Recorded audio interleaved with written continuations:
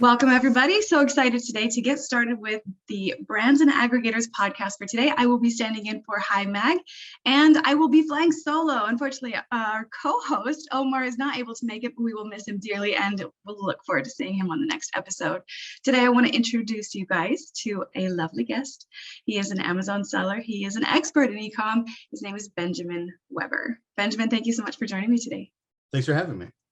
I'm super excited to dive in deep and learn more about you and talk about e-commerce and just wild world that it is right now. So Ben, can you tell us a little bit about yourself?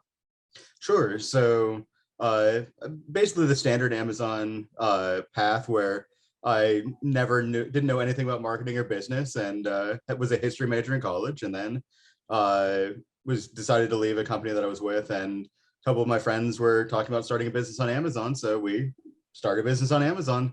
Did retail arbitrage for 2 years and scaled that up to a couple $1 million, and realized that is not sustainable. Like, we just couldn't keep the inventory in as fast as we needed to scale. So we switched over to private label. Game, right? Exactly.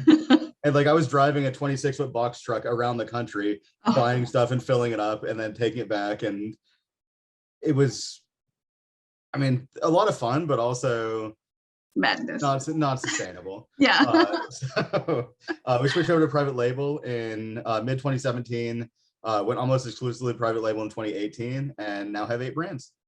Wow, that's amazing. 8 brands. So do you mind if I ask what categories you have products in? It's kind of all over the place.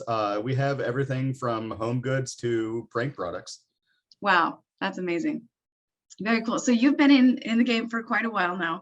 And when you got into retail arbitrage, when was that time period? That was in February 2015. 2015. So that, I mean, in the world of e-commerce, you're a geezer a little bit. Right. I'm absolutely ancient. Oh, I love it. Okay. So I would love if we could talk a little bit about, kind of from where you went into private label. Mm-hmm. What are some of the things that you have, give me one thing that you would say when you were sort of switching into private label. What did you wish you had known before you actually made that jump? Don't be afraid.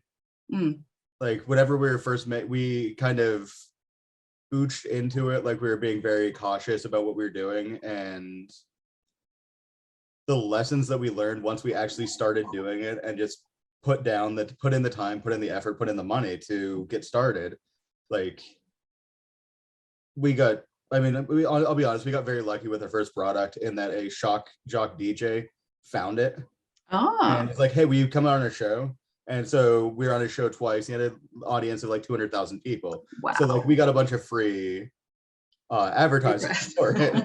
But amazing. Like, just putting yourself out there and taking the chance was something that we were very apprehensive about, because we're like, we had this successful business, like, this is working. Why would we switch? Yeah. But if we would have just said, no, we need to just go hard at this earlier, we would have been even more successful. I mean, we're doing fine now, but like, we would have been successful faster. Right. Miles ahead. It's a small time period. Yeah. It seems like it's like dog years, right? In e-commerce. So if you make a move faster, sooner, then it's like, 7 years is is faster. Exactly.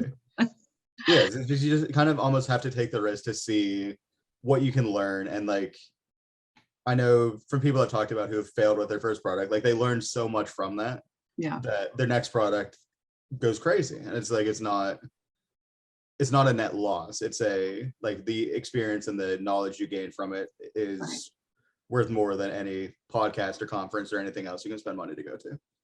So do you think now that, the thing that you wish you had known before, is that still true now with, sort of the landscape has really changed quite a bit, and the challenges, I think, that are facing sellers, especially private label sellers, are different now than they were in 2015. Absolutely.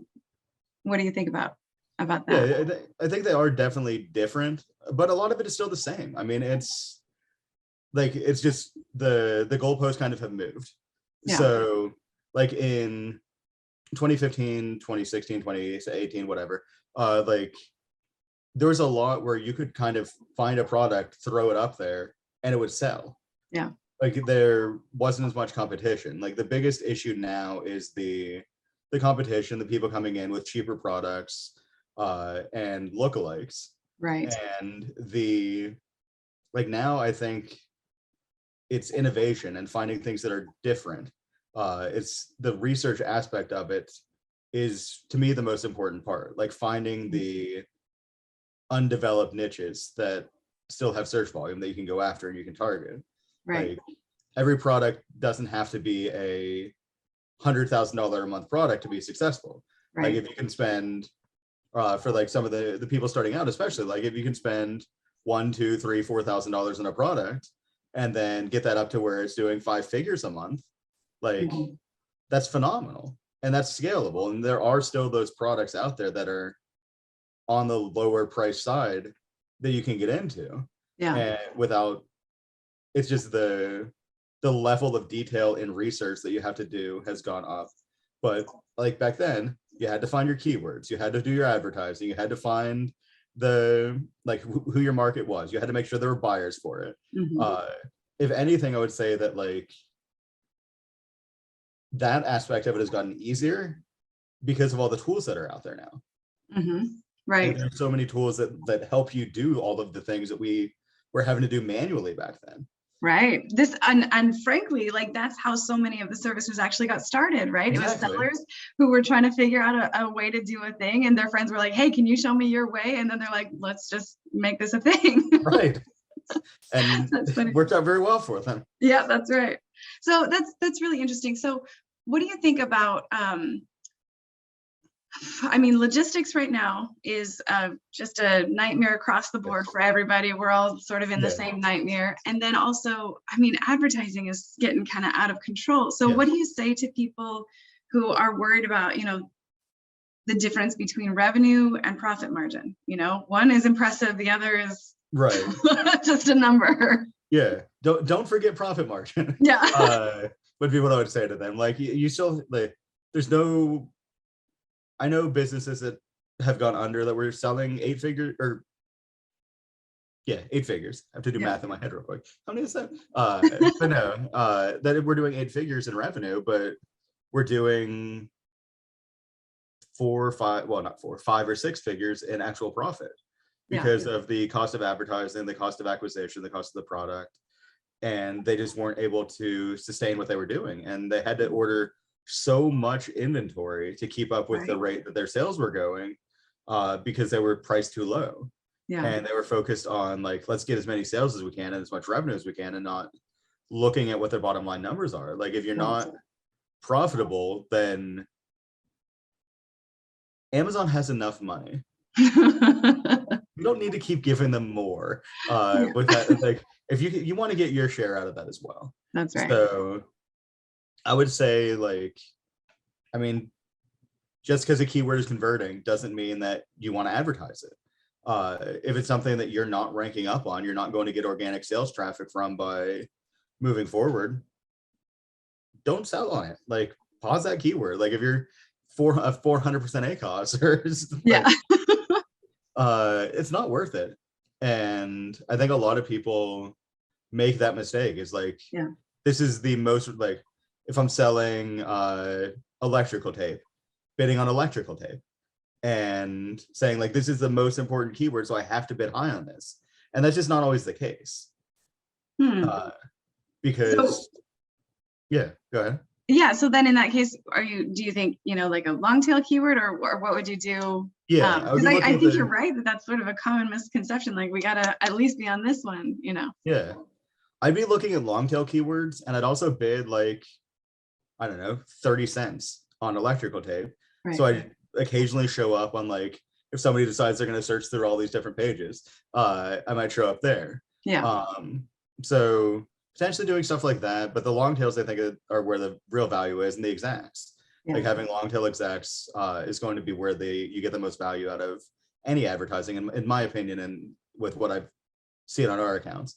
The other thing is product targeting.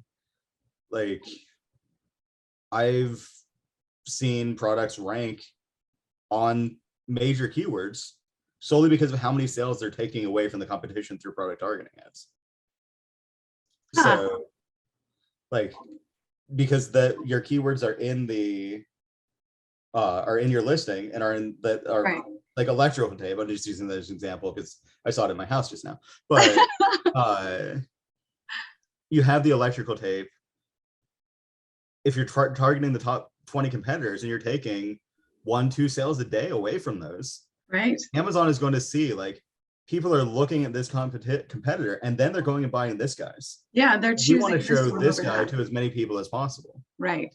So like if you can beat the competition, you can rank without having to spend the huge amounts of money to rank on that term. That's great. I love that. Are you all listening here? This is great. I love this. This is great advice. And in sort of in the same vein here, are there any really hard and fast rules that you would say from your experience you would give to people? Like something that is true all the time or something that is so very often true that people should be aware of, anything like that? If a keyword isn't selling, it's not going to sell. Like Mm, if you have 20 clicks on a term that you think is great, like listen to the audience. If they're looking at it and they're saying, yeah, no, I clicked on this, I thought it seemed like what I wanted, but when I look at it, it's not what I wanted. Like they're going to tell you when a keyword is bad for you. right. So pay And attention to the metrics. yeah, exactly. Like pause that. Yeah. And if you want to come back and try it once your product has more reviews or is ranked up on other terms or you've made modifications to it or something like that, absolutely go back and try it. But like listen to the audience initially. And if they're telling you, we don't want your product for this keyword, don't keep spending monay on it as far as advertising goes. Yeah, that makes sense. I think, maybe some cost fallacy might play a little role here for people, but it's very true because even in that sort of lack of win, then there is an information purpose there. Mm-hmm. You're getting something. It's telling you something wants them to click and something is telling them not to buy. So therein lies your problem and to kind of focus in that area. Exactly. That's beautiful. I love it. Okay, so then now to keep picking your brain, I'm having fun here. I hope you don't mind. Okay. How about, what about some tools that you've found extremely useful, maybe that may have changed throughout your journey where, you used to maybe use one tool toward the beginning of your journey and then started to veer to another direction now that your journey has changed to private label and how the landscape has changed in general? Yeah, and honestly, we modified a lot of the tools and built our own, where we just we'll use information from the existing tools and put it in our own spreadsheets, our own kind of documentation, and look at it, and we'll be able to see the information we need. I mean, it's similar to Data Dive that I think Brandon Young came out with. Right. It was looking at that a couple weeks ago, and like tools that bring a lot of data together in one place like that, I think are incredibly useful. Right. Yeah. And I mean, obviously, Helium 10 is a big one that everyone has used for years. Is there a particular tool inside that suite of tools that you find very handy for product research or for anything in particular? Yeah, I mean, the Magnet Cerebro for keyword research have always been good. I hear Cerebro a lot. Yeah. And I like X-Ray as well. Yeah. Oh, yeah. Okay. Which goes back to Data Dive where it moves the information into there. But so, like, honestly, a lot of what we use is internal. So it's hard for me to say, like, yeah, I love all these tools. I mean, I intend to test out Eva at some point as well. I'm ready to help you out with that whenever. I love it. Yeah. Well, and that goes back to your point that, bringing information together is really where you win with e-commerce. And what's funny to me, I think, is how, with the journey, most people's journey really, to have sort of this one path where, and I say one path, I mean, many different paths, but sort of a line where you go from one type of selling, you sort of refine your method, you find what you're good at, you do more of that, and you find where you're really shining. And I think a lot of people are finding now, and the direction of SaaS programs and things, including EVA, are to take multiple places, multiple types of information, and combine them before it gets to the seller. Because, you know, I feel like the caveman world of e-commerce was, let's do one thing at a time, and then the seller can put all that together and figure it out themselves. Exactly. Right, and it's nice to have it ready for you to just like take a look at something that previously might take you a couple of hours to consolidate, that you can now see at a glance. Yeah. And I mean, even with Amazon, like with brand analytics, as they continue to release more and more like accurate, detailed information direct from Amazon to the sellers, like that's just going to make the tools better and better and make the information that we can use better and better. Absolutely. I totally agree. Let's see, to pick your brain some more. So some of the things that are going on right now in the world of e-commerce, you know, there's a lot. Let's start with the case that's going on right now for the antitrust laws. What are your thoughts in that area?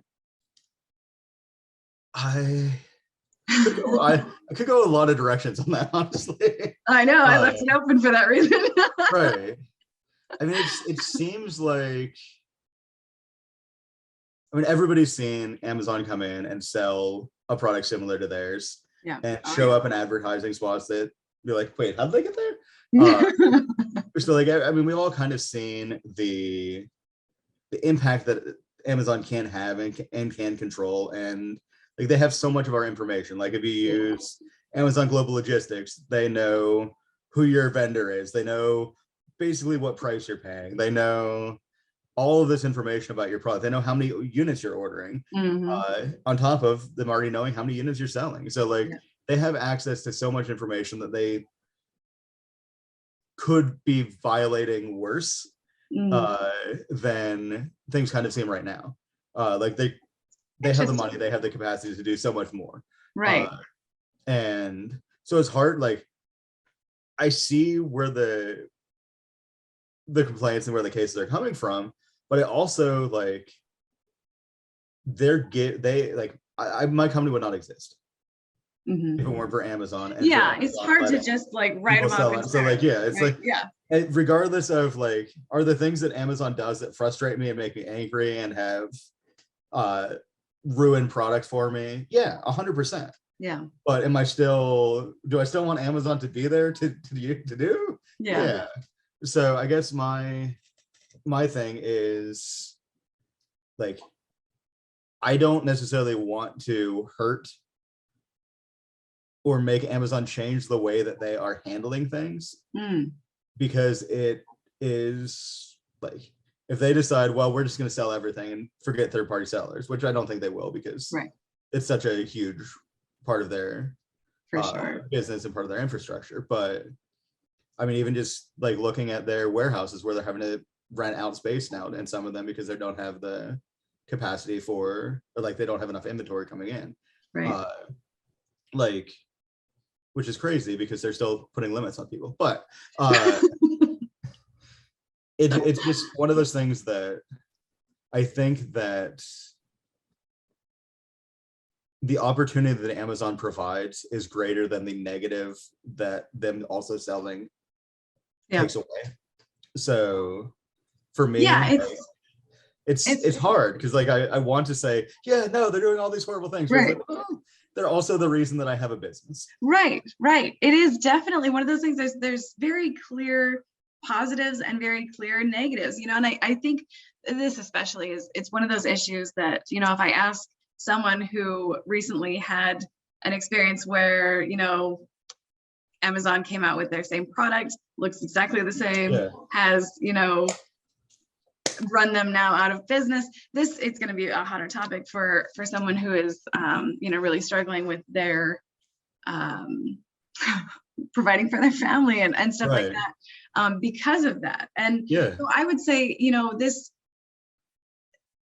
is the world that we live in. You know, I think that we kind of have to watch and wait and see what happens. I think that everyone has both positives and negatives that that they can take from Amazon. And I think that what I'm hoping for from this is that they behave better toward the sellers, right? I'm hoping that, that clear line that should be between their departments that keeps the seller's information safe from the branding department. I hope that is honored and that something comes from this. Absolutely. But I do think that you're totally right. Amazon, it's a beautiful thing. It's amazing what it started as and what it is now and how fast that has changed the world. So there's definitely something to be said for that too. Let's see. Okay, so we've talked a little bit about the news. We've talked a little bit about your history as a seller.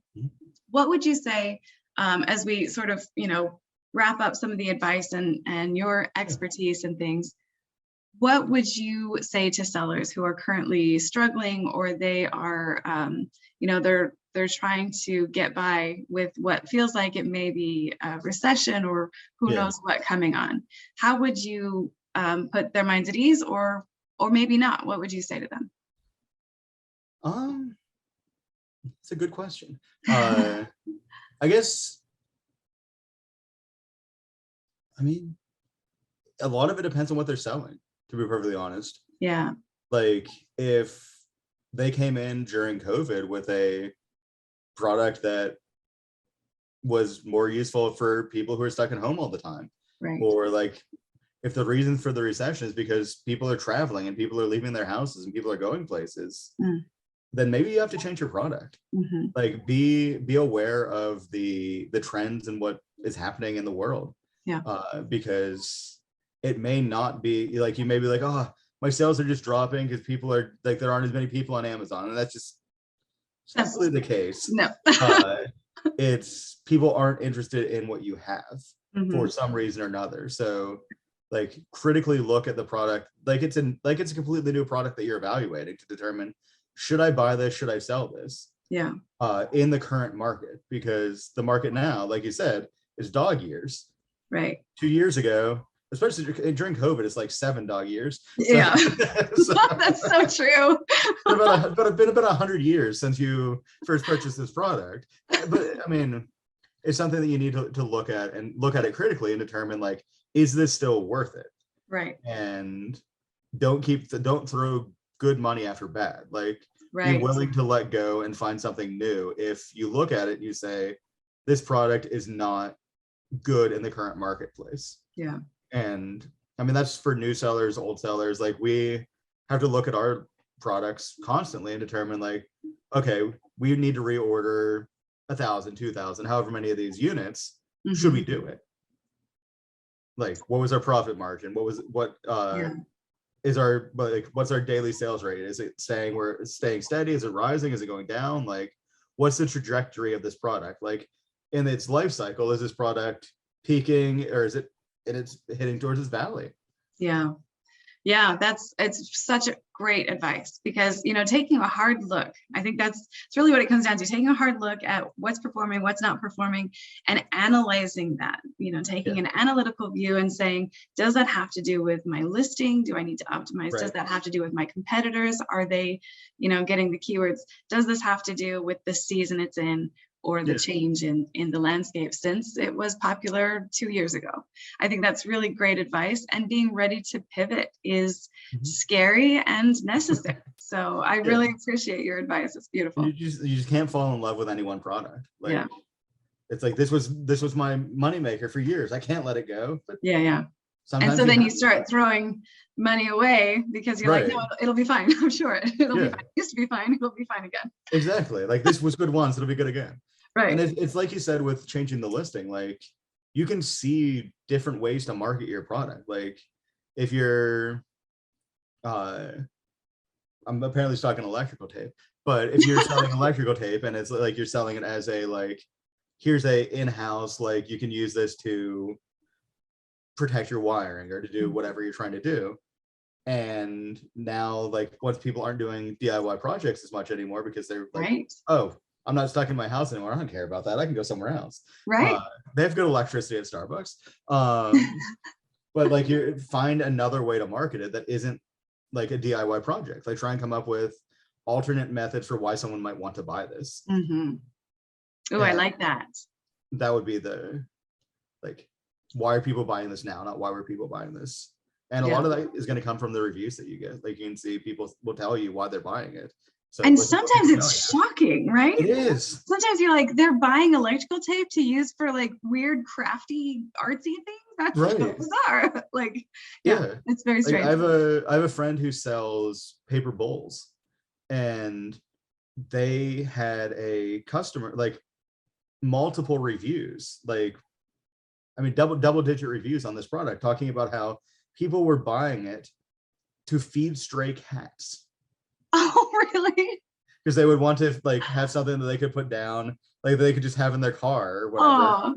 And they wouldn't mind letting it go. And then they want to, like, put this down so that the cat can eat, and they don't have to clean it. They just throw it out, and when everyone is done. And it's like, it's crazy. But they put that in their listing after it.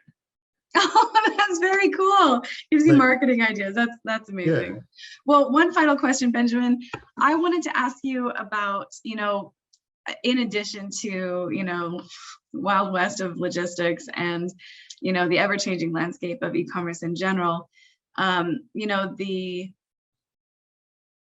exit world has changed quite a bit as well. And that has been sort of a swift change up and down, where aggregators came into the space. People were like, whoa, what's this? Got very excited. Yeah. They were buying up a lot of brands. They were getting a lot of cash infused into their businesses. And now that has also changed again in such a short period of time. So what are your thoughts on that? And do you have any advice for, sort of what's to come and what sellers should be aware of? Yeah. So I honestly have never considered exiting. So my advice is going to be somewhat skewed in the direction of scaling and growth for yourself. Right. But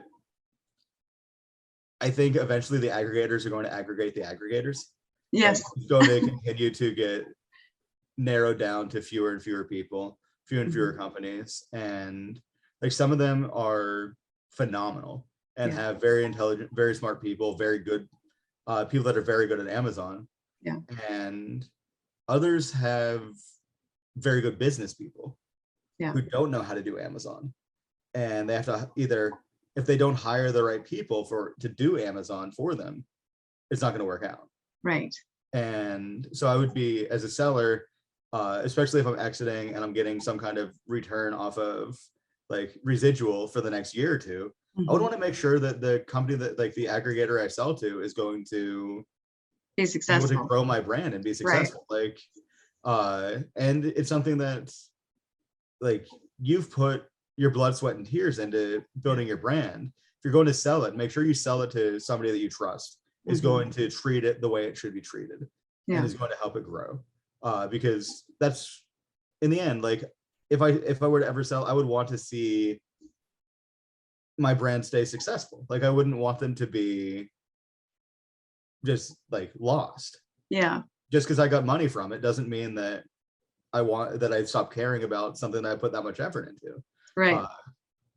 So I'd make sure that they trust who they're using, and, like, along with the aggregators, I mean, there are a lot of other companies that will help you sell your brand.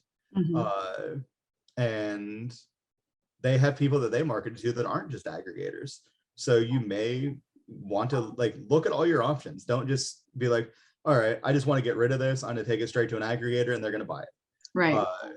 Because aggregators are getting pickier and pickier. Yeah. And they're not throwing as much money down as they were before.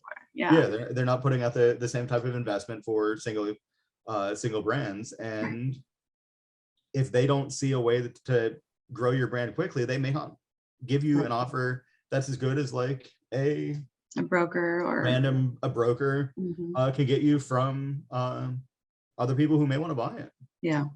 Yeah, great advice. It's very true, and I think that just really best thing I think we can all offer here is having these conversations and making sure that people are keeping an ear to the ground. And, really, I think your advice and the advice of e-commerce experts who are in it every day that is where the real information lies. And some of it you can take, some of it you can leave. And as Steve would say, I don't know nothing about nothing. So Right. always trust your own opinion and not somebody else's blindly, but certainly keeping aware of what's going on in the world is one of the most important things that we can do. So thank you so much for your time today, Benjamin, and thank you for sharing your expertise. It is a pleasure to talk to you and learn from you. It was great meeting you, and thank you very much for having me. Thank you so much, Benjamin. We'll see you guys all at the next episode of Brands and Aggregators. Thank you so much for joining us today, and thank you again, Ben. Cheers.